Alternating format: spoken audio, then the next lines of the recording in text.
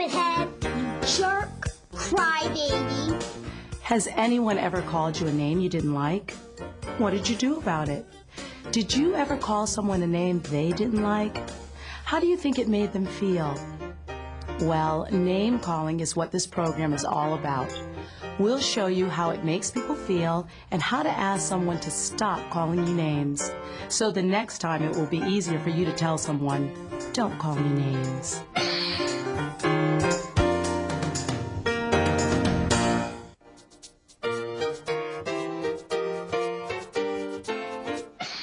How does it feel to be called names?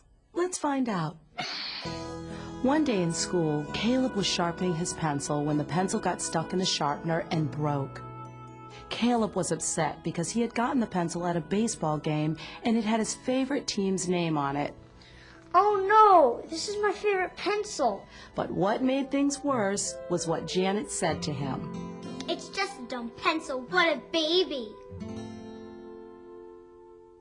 Later that day, Caleb was looking for a book in his desk. And when he pulled out some papers, a bunch of books went flying all over the place.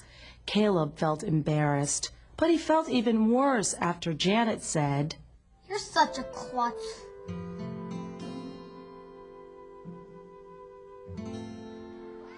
And then at recess, Caleb was playing dodgeball. Suddenly, the ball hit his legs and knocked him over.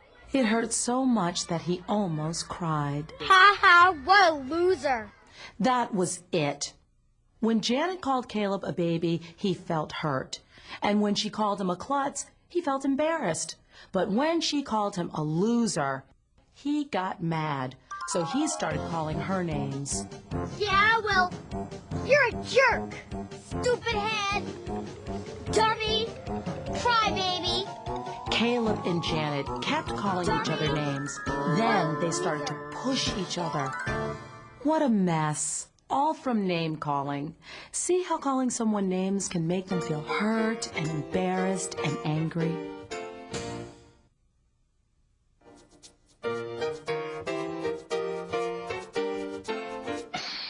When Caleb left school that day, he was in such a bad mood. First because Janet had hurt his feelings, and then because he got into trouble for fighting with her. When Marcy, his babysitter, met him after school, she realized something was wrong. Hey, Caleb. Hi. What's the matter? Oh, come on, you can tell me. So Caleb told Marcy about the fight with Janet and about how she called him names, and then how he pushed Janet and got in trouble. Marcy understood how Caleb felt. I know how you feel. That happened to me, too. Come on, let's go to the park, and we can talk along the way. When they got there, they saw two girls from Caleb's school on the playground, Lisa and Taylor. Come on, Taylor the Sailor. Let's go on the swing.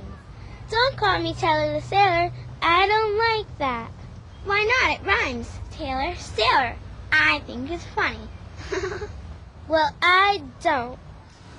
Can you believe it? More name calling. Well, at least Lisa isn't doing it to be mean like Janet. She's just doing it to be funny. But if Taylor doesn't think it's funny, Lisa shouldn't do it. Not everyone calls names to be mean, you know. See that guy over there, Roger? When we were in first grade, he always called me Peanut because I was the shortest kid in the class.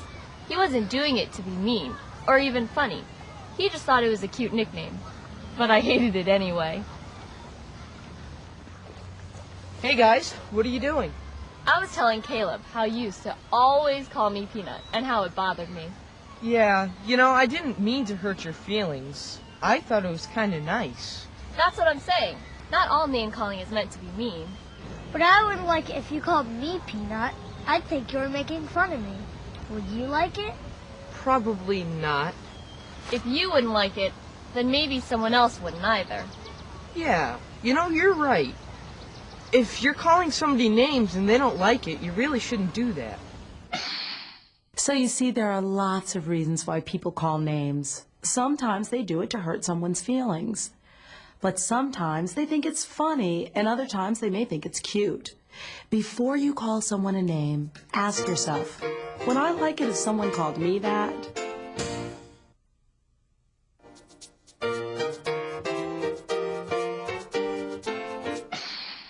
Marcy, Roger, and Caleb kept talking. They talked about how name calling makes you feel. They talked about why people call other people names. Now Caleb wanted to know what you could do to make someone stop calling you names. Caleb's having a problem. Janet's been calling him names, and he wants her to stop. Well, what did you do when she called you names? I called her names back. I bet it didn't work, and it probably made things worse, right? Did you get into a fight? Yeah, I pushed her. Calling names back or fighting just doesn't work. So what does? Do you know what I did to get Roger to stop calling me Peanut? I told him how it made me feel. He didn't even realize I didn't like it. And once I'd heard how she felt, I stopped. It was that easy? That time it was. It doesn't always work like that. But still, it's the first thing you should do. Use your words and tell the person who's calling you names how it makes you feel. Then ask them to stop. Looks like you two made up. Yeah, I promise not to call her that name anymore, even though I still think it's kind of funny. Lisa? But if it hurts her feelings, I won't do it. Promise. So do you think you have a better idea now about what to do if Janet calls you names again? Yep. I'm going to tell her how it makes me feel and ask her to stop. Great. So Caleb learned that using your words and saying how you feel is really important. And remember, if you call someone a name, even one that you think is funny or cute and wouldn't mind being called yourself, you shouldn't do it if the other person asks you not to.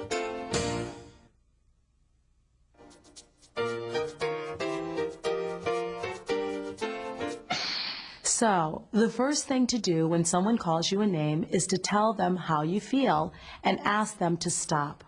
But suppose you do that and they still won't stop. What can you do then? Well, that's what happened to Hector. Hector was really good at math. He always knew all the answers and he always got 100 on his tests. Then some of the kids in his class started calling him Mr. Brainy Head. What did you get on the test? I got 2 wrong. What about you? I got 3 wrong. Let's see what Mr. Brainyhead got. What did you get, Mr. Brainyhead?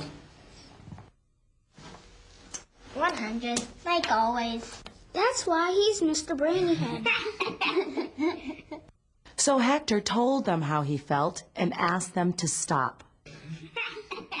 I don't want you to call me that name anymore. I don't like it. Why not? That's what you are. You're so brainy, Mr. Brainyhead. Anyway, it's just a funny nickname. But I don't like it. Then Hector thought he tried not to be good at math. Maybe that would make them stop. So when the teacher called on him, he gave the wrong answer on purpose. Does anybody know what 8 plus 2 is? How about you, Hector? 2 plus 8 is 12. Sorry, Hector, that's not right. Anybody else? Jessica? 2 plus 8 is 10. That's right. Very good. See, I didn't know the answer. But that didn't work either. The kids still called him Mr. Brainyhead, and giving the wrong answer on purpose made him feel just as bad as being called names. When his friend Jessica saw him looking upset, she asked him what was wrong. What's the matter? Some of the kids keep calling me Mr. Brainyhead, and I don't like it. So don't pay attention to that. What do you mean? Pretend you don't hear it. That's what I did. Then Jessica told Hector about Ben, who used to call her Sneezy, because she had bad allergies and was always sneezing. Hey, Sneezy, need a tissue?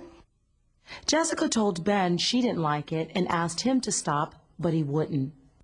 Please don't call me that. Sorry, Sneezy. So Jessica decided the next time Ben called her Sneezy, she wouldn't pay attention to him. She pretended she didn't even hear him. How's it going, Sneezy? I said, how's it going, Sneezy? Whatever. And he stopped? After a little while, maybe it wasn't fun anymore. Anyway, he stopped. So now you know, if someone calls you names, the best thing to do is use your words. Tell them how it makes you feel and ask them to stop. If they keep doing it, try not to pay attention to the name. Chances are they'll get tired of it and give up. But if you can't work things out yourself, ask a grown-up for help.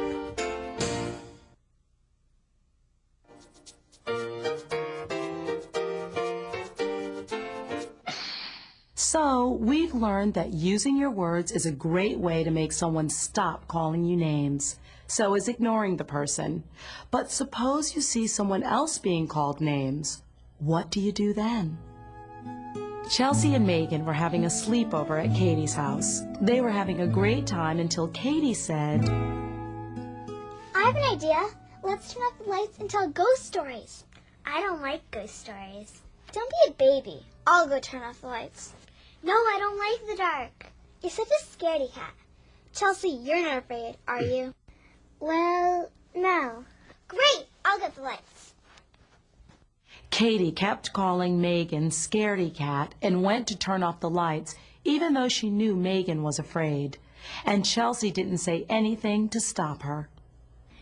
Scaredy cat, scaredy cat. Katie, keep the lights on. Scaredy cat, scaredy cat.